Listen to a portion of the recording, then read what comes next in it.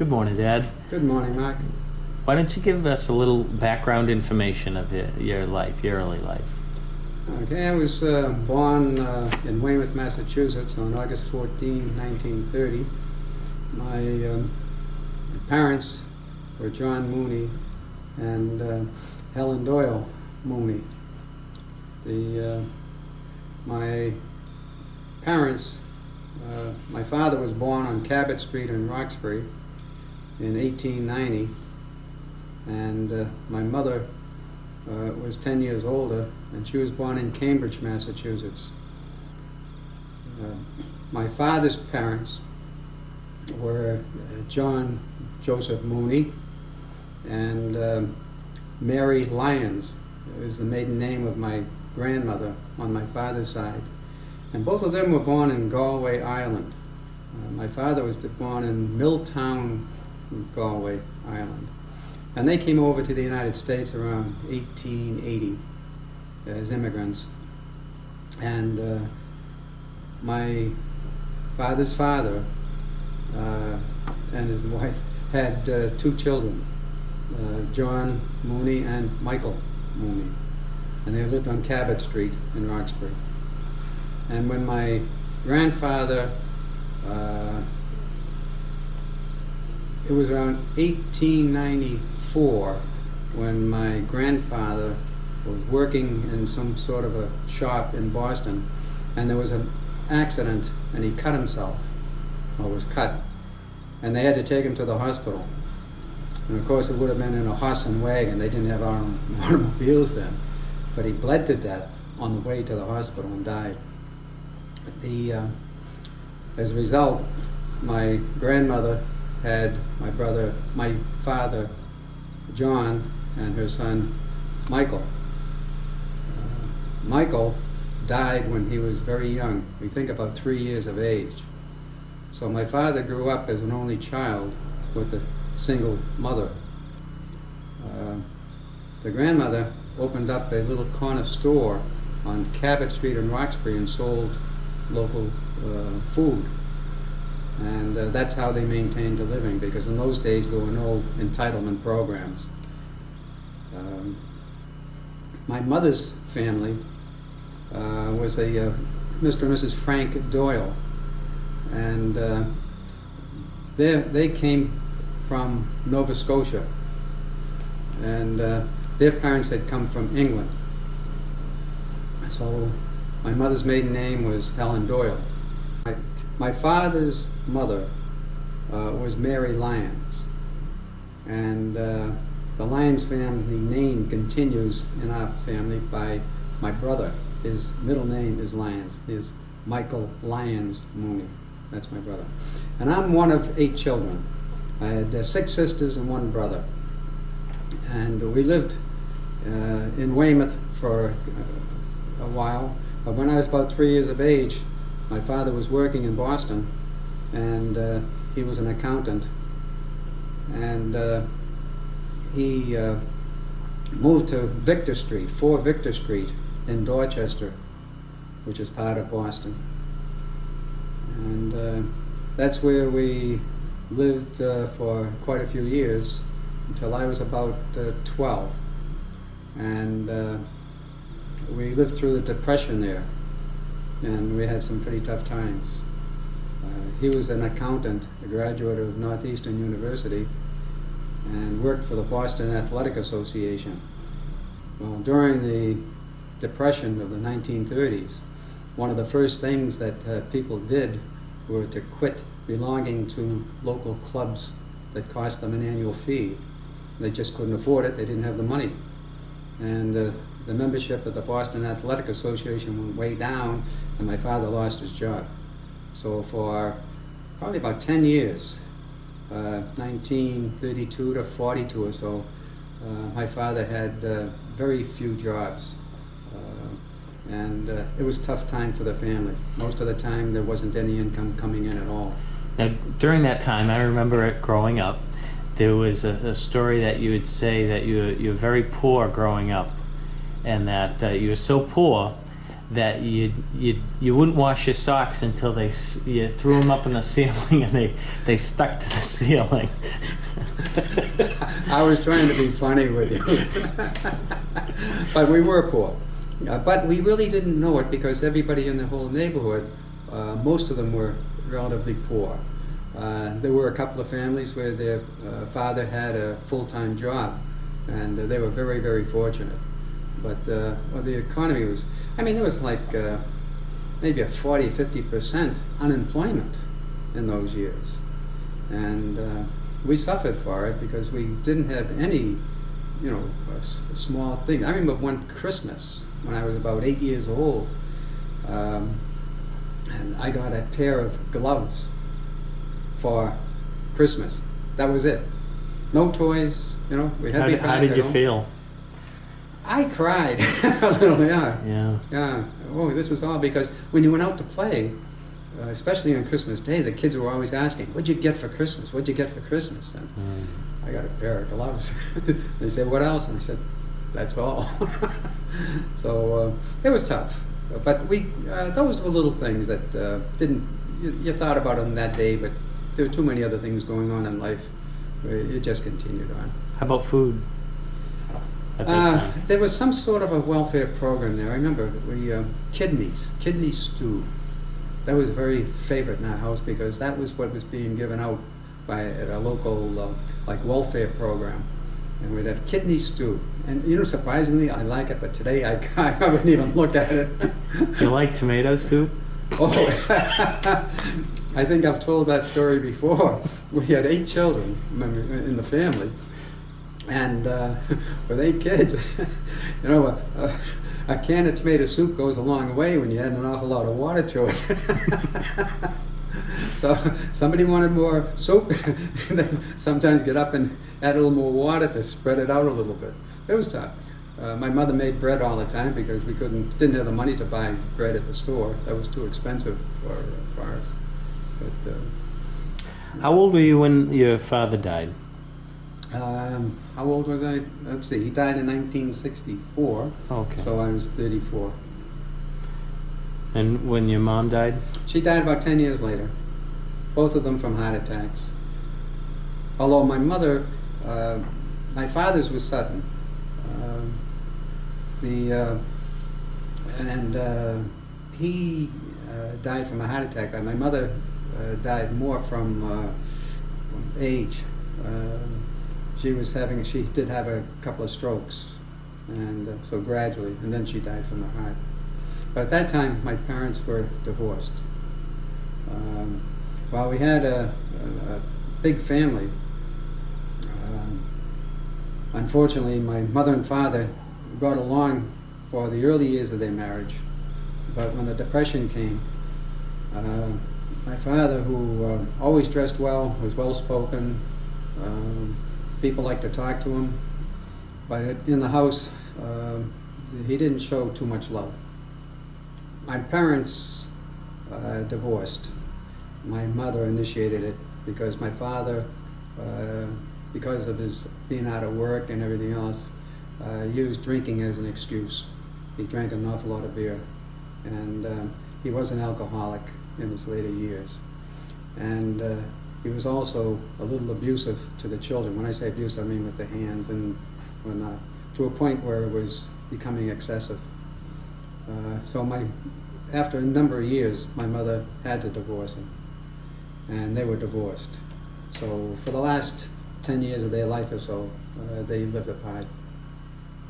I graduated from Boston English High School in 1947 and started employment with Kemper Insurance.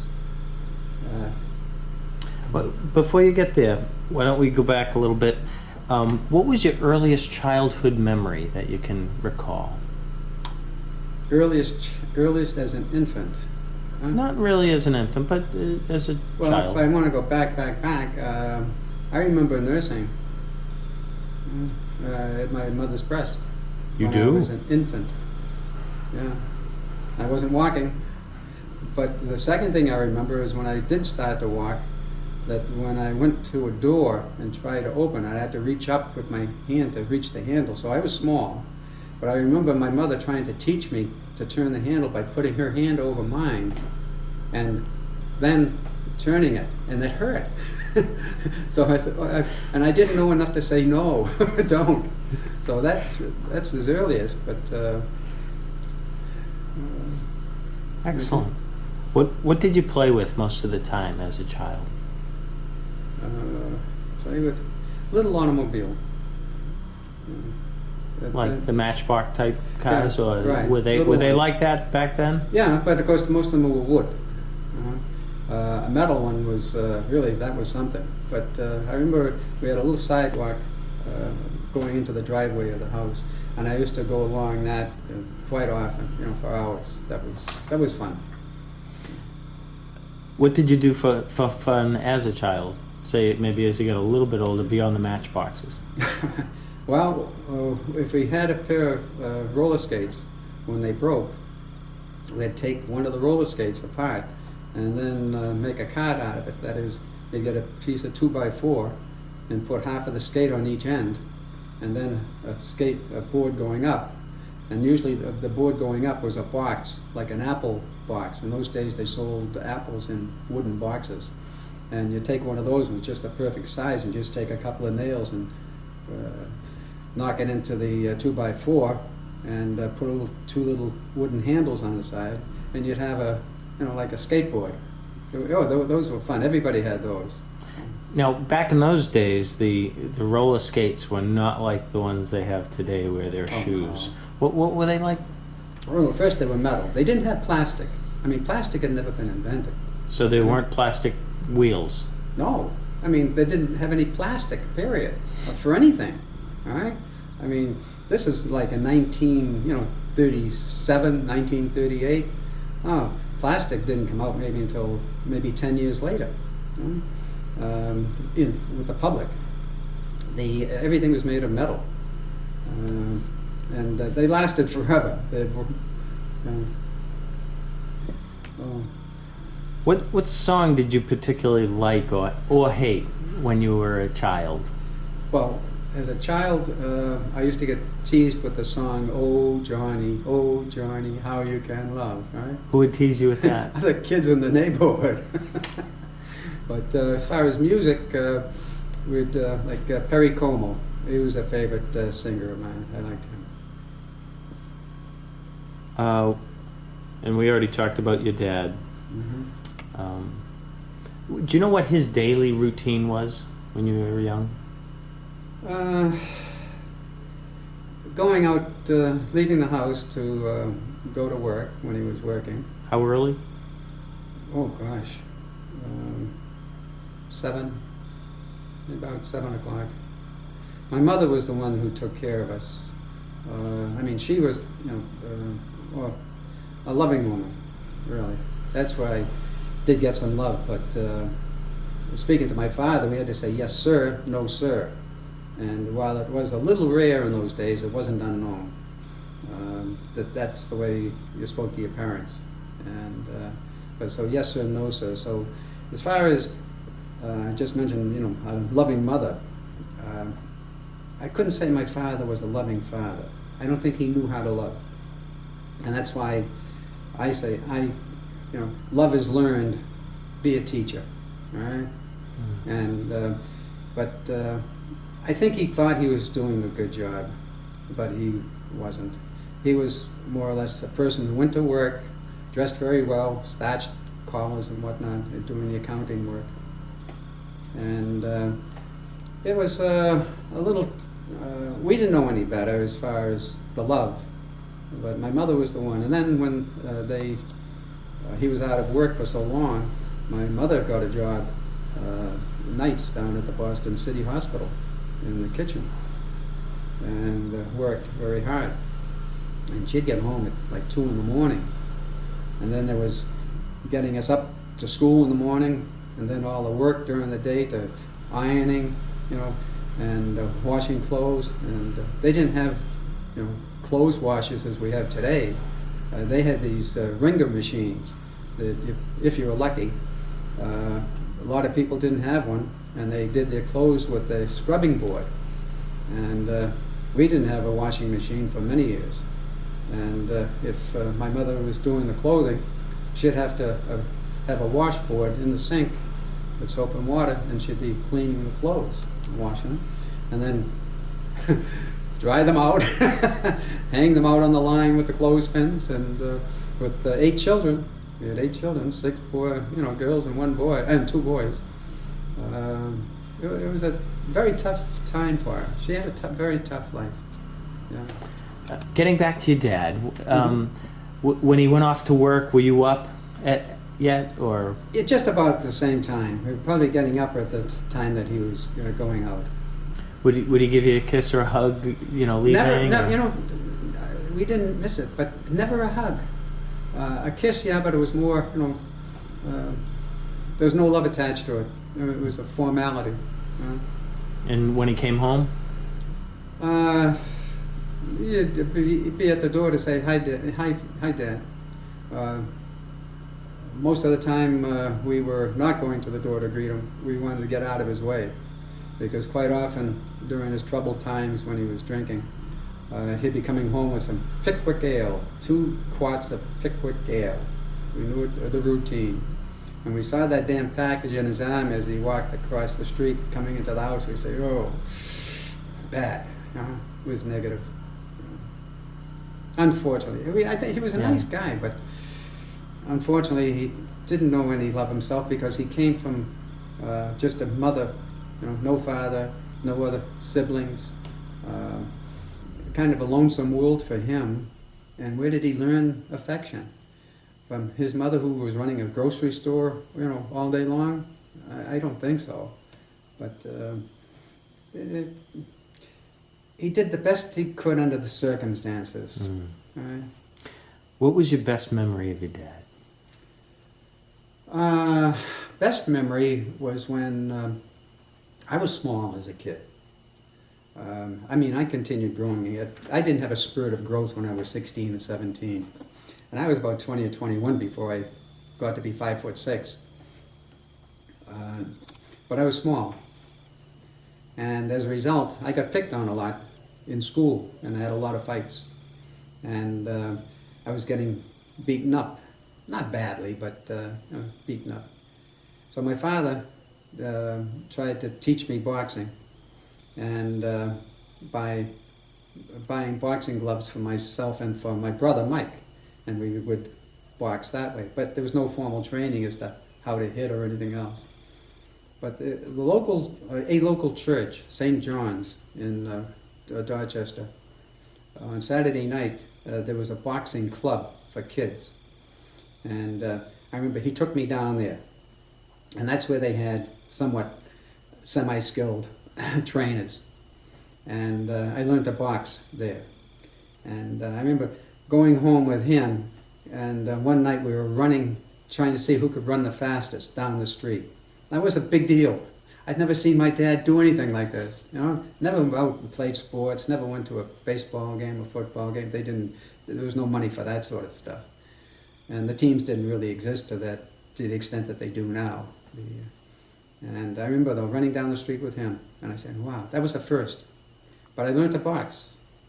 And as a result, when a kid would start to, pick a fight, I fought him. And I didn't necessarily win. Some of them I started to win, which was surprisingly, because I was small. But the ones I didn't win, I never got a repeat fight from them, because they didn't want to take what I had given them. Even though they won, it cost them something. Yeah. So that was good. And then one of my sisters, Josephine, she was being harassed by a kid, a boy. And my brother and I went out, and Josephine was older than us, and this kid was a couple of years older than us. But we went out, and we spoke to him, and he told us to mind his own business, and we beat him up. He never bothered her again. In those days, that's how you took care of problems. These days it'd be bullying. Yeah. Oh, today, what they call bullying is nothing compared to, in most cases, what we went through as kids is normal. Now, as you were young, did you play with your brother and sisters much? Not my sisters, but my brother, yes, but he was 2 years younger than me. And, when you're 10, somebody 8 is very young. 2 years makes a big difference. Mm. And so, but we did play with the same general group of kids in the neighborhood. And that's where most of our friends were. It was the neighborhood. So with my brother, we did play, but we didn't play sports together because 2 years difference in a sports team. Like, I played football at my age, the size, and I was pretty good. And played with the neighborhood kids. What position did you play? In those days, there weren't any positions. We had a jersey, but that was it. And so far as you go over here or over here, but quarterbacks weren't as they are today. Our quarterback would take the ball, and very few passes were thrown in those days. You went through the line. What's the best memory of your mom? The best memory of my mom. Gee, I can remember one time I was sick as a kid, and I had to stay home from school. And I was in the bed, and she had the iron up. Now, I had never seen her do much ironing because she did this during the days while we were in school, for years and years. And I remember her ironing, and I was in bed watching her, and I said, "Oh, she's so pretty and she's so nice." It's a simple thing, but I still remember that. Do you know what her talents were? As like in high school, she was a nurse's aide when she met my father, and so we have a picture of her in a nurse's uniform, and that's how she met my father. How did you do in elementary school? Very good. I was a good student. It was mostly A's most of the time. That was through from first grade to probably almost through high school. I was on the honor roll. They called it the honor roll then. I was on the honor roll for at least the first 8 years. In high school, I think I may have got a C or so for the first time in high school. So, yeah, I was a good student. What drove you to be a good student? What do you think was the greatest impact? I think a little bit of competition within the class. I think today they probably look down upon competition by the students within a class to be, good. And everybody knew who were the good students and what marks they got. And I remember there was one girl who was pushing me all the time to be, not pushing me, but she was my competition to be number one. And Mary Ford was her name. But that's the competition. It was inner competition. Other than that, there was no reason to be having great marks. How about hobbies? Did you have any hobbies back then? Well, you speak of hobbies and you're speaking money, usually. But as a kid, my brother and I, we shined shoes, we sold newspapers. And even then, 50% of whatever we earned had to go to my mother. She, toward the house, and but out of that money, once in a while, I'd be able to buy a model airplane that you put together, and it was balsa wood with the airplane glue, and that took quite a while with paper and an elastic with a propeller. They actually flew. Not well, but you'd make one of those every once in a while. They get crashed and destroyed? Oh, yeah. And then when that happened, you'd probably take and put some lighter fluid on it and touch a match to it and throw it. And it'd be a burning flame. It was gone, so what the hell? Have some fun out of it. How about hobbies as an adult? Hobbies? No. I gathered stamps, but I wasn't a serious stamp collector.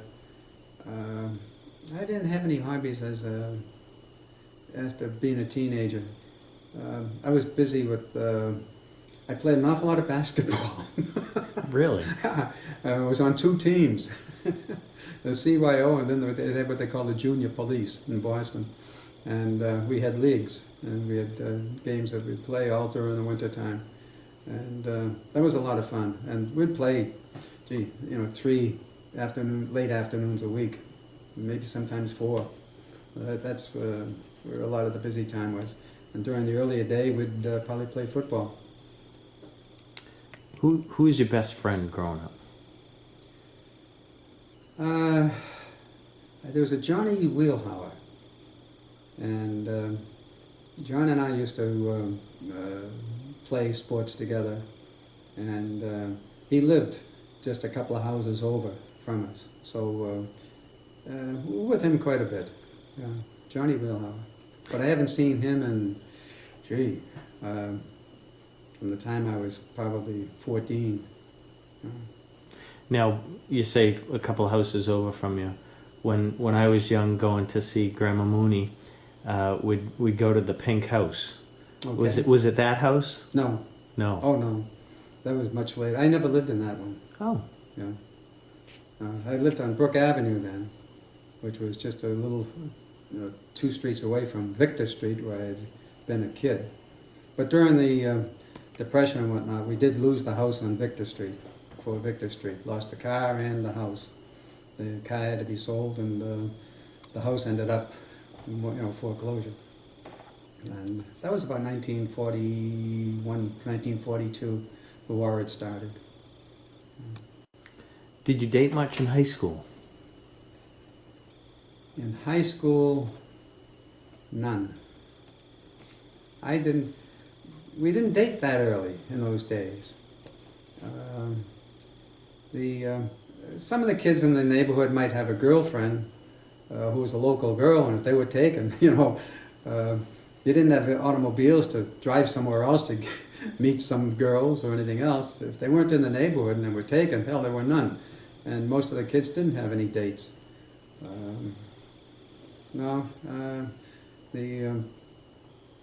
Freddie was, I won't say, well, she wasn't my first date, but one of my first dates. What was your favorite song? All the boys down on the corner. What was your first job? Why don't you go through your career? Well, all right. I had shined shoes, sold newspapers. When I was 14, you could work then with what they call a card. Working in the kitchen at Boston City Hospital. In those days, you'd get paid every 2 weeks. And on my first paycheck, I went out and bought myself a wallet. And I put it in my back pocket. And by the end of the day, and I had my first pay in there, 2 weeks pay. And at the end of the day, my wallet was gone. I lost the first 2 weeks pay. I was down. That seemed like a long time. Looking forward to that money. All of a sudden, it's gone. I think what had happened, it was just sitting down or something. The wallet probably slipped out of the pocket. I put it in the back pocket. And geez, I reached in, and all of a sudden, it was gone. Holy mackerel, was I disappointed. But that was when I was 14. Then when I was 16, I graduated from high school. I was almost 17, but it was 16, and that was in April 1947. I went to an employment agency to get a job, and they sent me over to Kemper Insurance. At that time, it was known as Lumberman's Mutual Insurance Company. And I got a job as a mail boy, M-A-I-L boy, handling the mail in the claim department. And I was with them from 1947 to 1988, when they pulled out of Massachusetts, and Arbella Mutual was formed. And I was with Arbella from 1988 to 1995 when I retired. So within Kemper, how did you progress up the Well, from mailboy, I went to different clerical jobs, and I got to know quite a bit about the procedures in the company. And then an adjuster. I was a roving adjuster going out to claim offices, helping them when they were behind on their work, or somebody had been out sick for a long period of time and somebody had to have coverage for a couple of weeks. And I was doing that when I was 20. And when I was 18, after I'd been there for 2 years, the boss, Claude Weber, boss of the claim department, claim and legal, he'd send me out to branch claim offices on the clerical side to help on the clerical end, from up to Rutland, Vermont, to Portland, Maine, to Manchester, New Hampshire. I'd put up at a local, YMCA or hotel and be there for usually about 2 to 3 weeks at a time. And then I became a supervisor. Then the home office, I was doing work as what they call a claims examiner in Boston. And as a claims examiner, I was reviewing claim files and giving authorization out to the managers in the office that I was supervising from a distance. And we had a home office that had similar procedure for the real heavy cases. In those days, it was over like $1,000, 1,000 and up. And they wanted me to know if I'd like a job out in Chicago. And then that was when I was 24. And this is unheard of, I mean, for somebody. I then went out to Chicago, where by that time I was going to law school nights. I had taken my pre-law at Northeastern for 3 years. We got those credits, and then went into Boston College Law School, nights, evening. Went there for 3 years, and I was in ready to go into my last year of law school, when the home office of Kemper asked if I'd like a job out in their home office, reviewing files.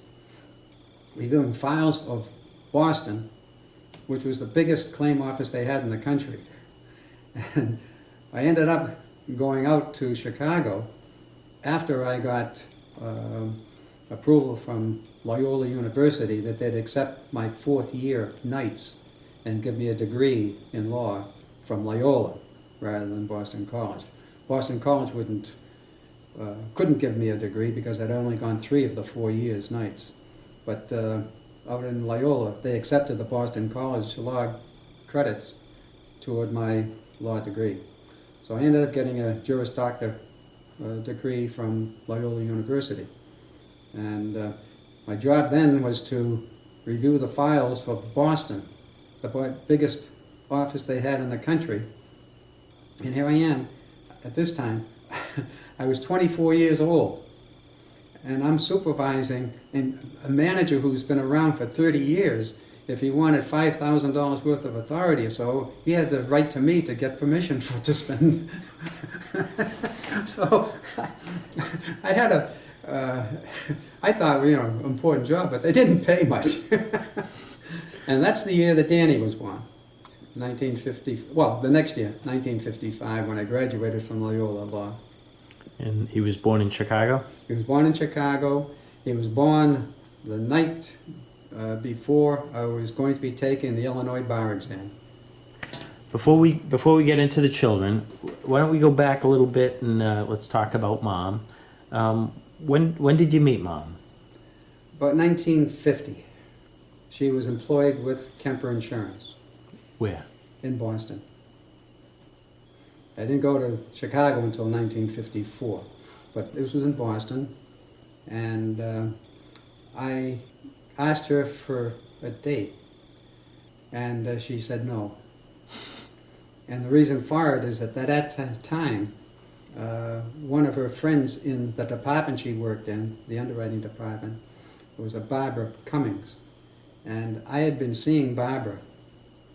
No heavy dating or anything else, and just a date.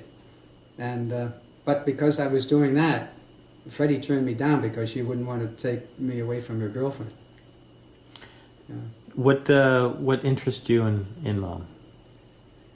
Oh, well, first, she was my size. I mean, she was 4'11 3/4. She'd say 5 feet, and I say, no, you're not quite 5 feet. But she was very pretty and dressed very nicely. And you look at her and say, wow, she looks very, very nice. And she had a nice personality. Yeah. How did you?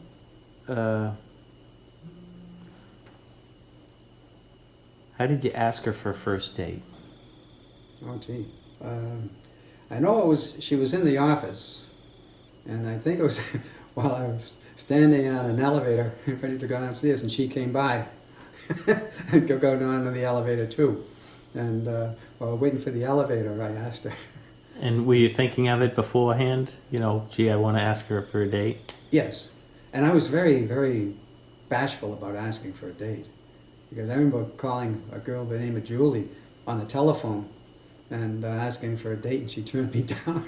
I said, wow. Just reinforced my concern about asking for a date. So you asked her Yeah. at the elevator? Yeah, well, that's the second time. This is after I wasn't seeing this barber anymore. And I asked her, and she said, all right. So, that was the beginning. Do you know where you went on your first date? No. No, I don't. The likelihood of it is that it was a movie. Because at a movie you could hold her hand. When did you think that you would eventually marry her? I was working during the day and going to school at night. And that was 3 nights a week. I didn't have a car, so going back and forth, I didn't get through my 3 days a week. I didn't get through my day until maybe 10 o'clock at night. And so I would then sometimes take the bus over to her house. And she knew that I could only see her for about a half an hour because I was ready to, I was tired. And so I saw her like that and dated her for, 2 years before we got married. Yeah. Do you remember how you proposed to her? Yes. This is when my first ordeal began with my mother-in-law, Julia. And I wanted to get her a diamond, and I asked her if she would marry me. But this is also, she said yes. And I arranged for, there was a jewelry store in Washington Street, and they would let you take out diamonds, loose diamonds, to see which one you wanted.